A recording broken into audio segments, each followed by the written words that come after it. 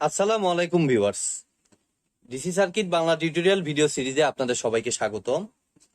তো অ্যাকচুয়ালি আমরা source transform নিয়ে আলোচনা করতেছিলাম। আজকে অ্যাকচুয়ালি আমাদের সোর্স ট্রান্সফর্মের লাস্ট ক্লাস অ্যাকচুয়ালি। ঠিক আছে, তো আমি দেখেন আরেকটা ডিপেন্ডেন্ট সোর্সের সার্কিট এখানে আঁকায় ফেলছি। তো এটার অ্যাকচুয়ালি আমাদের আইএক্সটা আমরা বের করব। এই আইএক্স এর উপর এটার ভোল্টেজটা ডিপেন্ড করতেছে। তো অ্যাকচুয়ালি আমার সার্কিটটা দেখে মনে হচ্ছে ছোট। তো খুবই মন চাচ্ছে যে এই 4 অ্যাম্পিয়ারের সাথে 10 ওহম যেহেতু প্যারালালে আছে, আমি এক করে ফেলি। কিন্তু এক করলে কিন্তু একটা সমস্যা আছে। কি সমস্যা? দেখেন, আমি চাইলেই এক করতে পারবো, 4 অ্যাম্পিয়ার আর 10 ওহম মিলায় ভোল্টেজ সোর্স বানায় 10 ওহমকে সিরিজে নিয়ে গেলে সমস্যাটা কি দাঁড়াবে? আমার এদিক দিয়ে একটা কারেন্ট আছে। তো আমি যদি এটাকে সিরিজে ওখানে নিয়ে যাই, তাহলে এদিক দিয়ে তো কারেন্ট শূন্য হয়ে যায়। তো শূন্য হয়ে গেলে তো আলটিমেটলি ওই জায়গাটাই ডিঅ্যাক্টিভ হয়ে গেল। তো ওই জায়গাটা ডিঅ্যাক্টিভ হলে তো আমরা আইএক্স পরবর্তীতে পাবো না, আলটিমেটলি আমাদের 2IX ও ক্যালকুলেট করতে পারবো না। দ্যাট মিনস এটাকে আমরা কিচ্ছু করতে পারবো না আপাতত। ঠিক আছে, এটা কিন্তু ফার্স্টে মাথায় রাখতে হবে।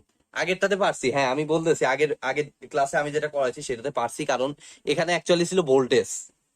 ঠিক আছে, আমি যদি রেজিস্ট্যান্স সরায় ওখানে নিয়ে যাই, সেক্ষেত্রে কিন্তু আমাদের ভোল্টেজ কিন্তু আলটিমেটলি থাকে, বাট কারেন্ট কিন্তু শূন্য হয়ে যায়। তো ভোল্টেজ ছিল বলে আমি ওই জায়গাটা সরাইতে পারছিলাম আগের ক্লাসে। ঠিক আছে, কিন্তু আজকে কিন্তু এই কাজটা করতে পারবো না। ঠিক আছে, এটা কিন্তু ফার্স্টে এই সার্কিটের জন্য মাথায় রাখতে হবে আমাদের। তাহলে হ্যাঁ ফাইন, আমি এটা পারতেছি না, ঠিক আছে, এটা এটা বাদ। এটা তো পারতেছি, এই সাইডে করতে তো কোনো সমস্যা হচ্ছে না। আমাদের ভোল্টেজ সোর্স, এই ভোল্টেজ সোর্সের সাথে সিরিজে যেহেতু রেজিস্ট্যান্স আছে, আমি চাইলেই এটাকে সিম্পলি দেখেন, আমি বাম সাইডেরটা যা আছে তাই রাখতেছি, যেহেতু ওখানে হাত দিতে পারতেছি না আপাতত। এটা দেখেন যা আছে তাই।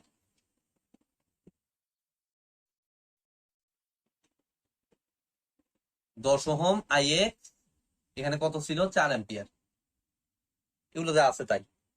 আর ওদিকে কত? এখন দেখেন, এই 5 ওহমটা অবশ্যই চলে আসবে কিসে? সমান্তরালে চলে আসবে আমাদের। 5 ওহমটাকে দেখেন আমি সমান্তরালে দিয়ে দিলাম।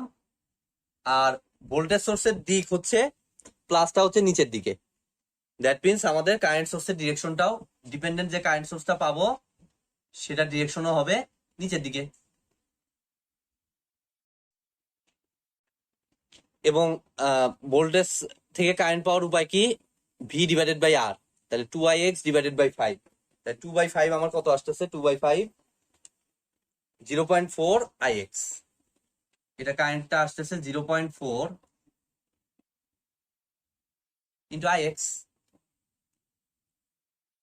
তাইলে এখন 10 ওহম 5 ওহম এই দুইটা রেজিস্ট্যান্স আছে, এবং আলটিমেটলি আমাদের দেখেন 4 অ্যাম্পিয়ার 0.4IX। তো আমি অ্যাকচুয়ালি এই 4 অ্যাম্পিয়ার আর 0.4IX এই দুইটা মিলে কম্বাইন করে আমি কত বলতে পারতেছি কারেন্টটাকে?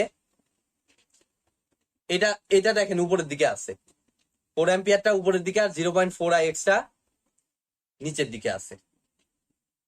এখন এটা বুঝতে হইলে কোনটার ভ্যালু বেশি হবে? আমাদের আইএক্স তো আপাতত আননোন। ঠিক আছে, তো এইটা বুঝতে হইলে আমাদের ফার্স্টে বুঝতে হবে হইলো যে কার ভ্যালুটা বেশি। ঠিক আছে, তো এখানে খেয়াল করে দেখেন 4 অ্যাম্পিয়ার এদিক দিয়ে আসতেছে, আমাদের 4 অ্যাম্পিয়ার এখানে এসে 2 ভাগ হইতেছে। যদি 0.4IX-টা বাদ দিই আপাতত, তাইলে আলটিমেটলি 4 অ্যাম্পিয়ারের একটা অংশ এদিক দিয়ে ঢুকতেছে আইএক্স। আচ্ছা, আমি এত এত জটিল জটিল দিকে যাবই না। সে মনে করেন আমি এত জটিল দিকে যাবই না। আমরা নর্মালি এখানে দেখেন নোড অ্যানালাইসিস করে কাজ করতে পারতেছি, যেহেতু নোড আমার একটা, এখানে একটাই নোড। এই নোড ভোল্টেজটা আমি ধরে নিলাম কত? বি ধরে নিলাম। আর এই সাইডটা তো আমি বলছি গ্রাউন্ড নোড ধরতে। তাহলে দেখেন এদিক দিয়ে আমার 4 অ্যাম্পিয়ার আসতেছে,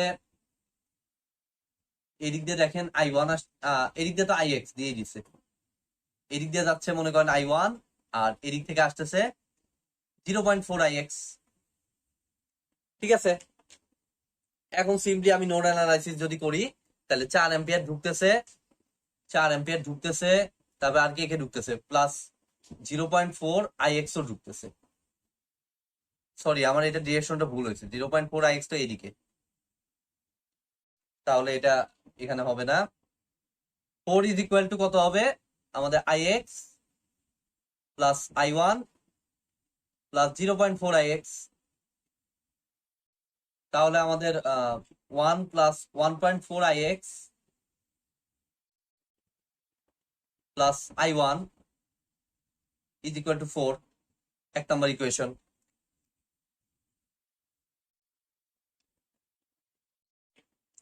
আর I1 ইকুয়াল টু কত আসতেছে আমাদের, এখানে কত ছিল আমাদের, ও সরি, আমি একটু এটাকে আননোন আকারেই লিখতেছি, কারণ তা না হলে আমাদের ভি বের হচ্ছে না, ভি না বের হলে অন্য ইয়েও বের হচ্ছে না। এটা আমি 1 নম্বর ইকুয়েশন দিলাম না। দেখেন IX ইকুয়াল টু আবার কত বলতে পারতেছি, 1.4 ইন্টু IX এর জায়গায় কত বলতে পারতেছি, V divided by 10, that means V divided by 10 এখানে দিলাম। আর I1 ইকুয়াল টু কত বলতে পারতেছি, V minus 0 divided by 5, that means V divided by 5 is equal to 4। এখান থেকে সিম্পলি আমি ভি এর ভ্যালুটা যদি ক্যালকুলেটারে হিসাব করি, আমাদের ভি এর ভ্যালুটা আসে, আমি একটু হিসাব করে নিচ্ছি, 1.4 divided by 10 plus 1/5, 4 divided by 200/17,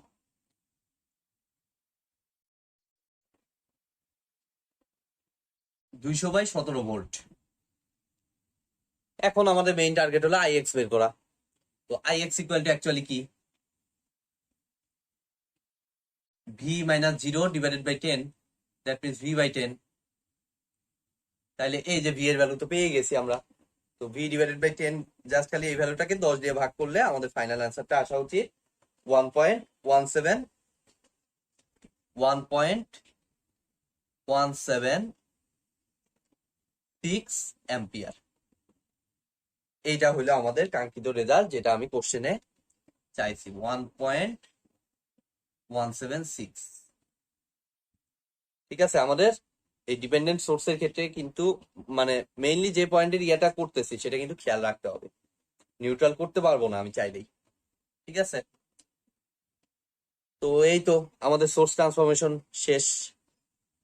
ইনশাল্লাহ আগামী ক্লাস থেকে আমি থেভেনিনস থিওরেম শুরু করব। থেভেনিনস থিওরেমে বেশ কয়েকটা প্রবলেম আমি সলভ করব, তারপর আমার নর্টন থিওরেম হলে আমাদের মোটামুটি সার্কিট থিওরেমটা শেষ হয়ে যায়।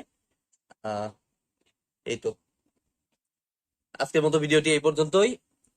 ভিডিওটি যদি ভালো লেগে থাকে অবশ্যই ভিডিওতে একটি লাইক দিবেন, বন্ধুদের সাথে বেশি বেশি শেয়ার করবেন, আর চ্যানেলে যদি নতুন হয়ে থাকেন অবশ্যই চ্যানেলটি সাবস্ক্রাইব করবেন।